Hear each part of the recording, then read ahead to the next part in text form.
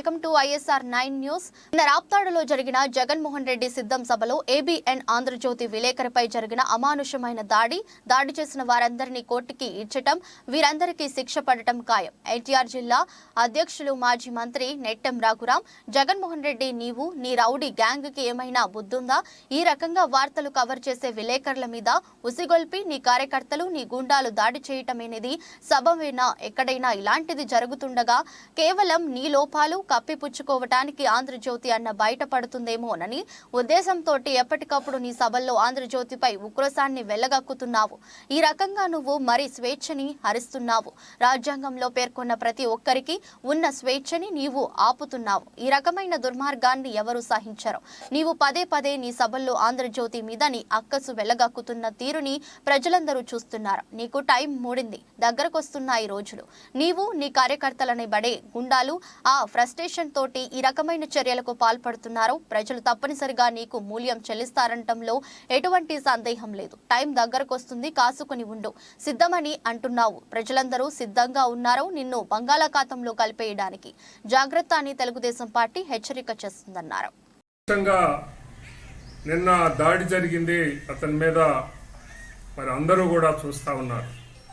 ఈ రకంగా దానిలో కనపడతా ఉంది అతని మీద అంతటి అమానుషమైనటువంటి దాడికి పాల్పడినటువంటి నీ గూండాలు దానిలో కనపడతా ఉన్నారు. వీళ్ళందరినీ కూడా మరి రేపు కోర్టుకి కేసు పెట్టడం, కోర్టుకి వీళ్ళందరినీ కూడా ఏడ్చటం అనేది ఖాయం. వీరందరికీ కూడా శిక్ష పడటం అనేది ఖాయం అని హెచ్చరిస్తా ఉన్నాం. వీళ్ళందరినీ రేపటి నుంచి అయినా సరే నీ సభల్లో ఇలాంటిది జరగకుండా మరి నీవు ఆపగలిగితేనే ఏదైనా సరే ప్రజలు క్షమిస్తారు తప్ప ఈ రకంగా మీడియా మీద నీ గూండాలని ఉసిగొల్పటం అని ఖండిస్తా ఉన్నా.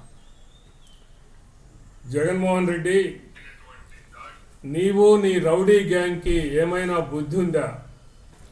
ఈ రకంగా వార్తలు కవర్ చేసేటటువంటి విలేకరుల మీద ఉసిగొలిపి ఈ రకంగా నీ కార్యకర్తలు నీ గూండాలు దాడి చేయటం అనేది సబవేనా? ఎక్కడైనా ఇలాంటిది జరుగుతుందా? కేవలం నీ లోపాలు కప్పిపుచ్చుకోవటానికి ఆంధ్రజ్యోతి అన్నీ కూడా బయట పెడుతుంది అనేటటువంటి ఉద్దేశంతో ఎప్పటికప్పుడు నీ సభల్లో ఆంధ్రజ్యోతి మీద ఉక్రోషాన్ని వెళ్ళగక్కుతా ఉన్నావు. ఈ రకంగా నువ్వు మరి స్వేచ్ఛని హరిస్తా ఉన్నావు. రాజ్యాంగంలో పేర్కొనబడినటువంటి ప్రతి ఒక్కళ్ళకి ఉన్నటువంటి స్వేచ్ఛని నీవు ఆపుతా ఉన్నావు. ఈ రకమైనటువంటి దుర్మార్గాన్ని ఎవరు కూడా సహించలేరు. నీవు పదే పదే అన్ని సభల్లో కూడా ఆంధ్రజ్యోతి మీద నీ అక్కస్సుని వెళ్ళగక్కుతున్నారు. ప్రజలందరూ కూడా వెళ్ళగక్కుతూ ఉన్నటువంటి తీరుని ప్రజలందరూ కూడా మరి చూస్తూ ఉన్నారు. నీకు టైం మూడింది, దగ్గరికి వస్తున్నాయి రోజులు.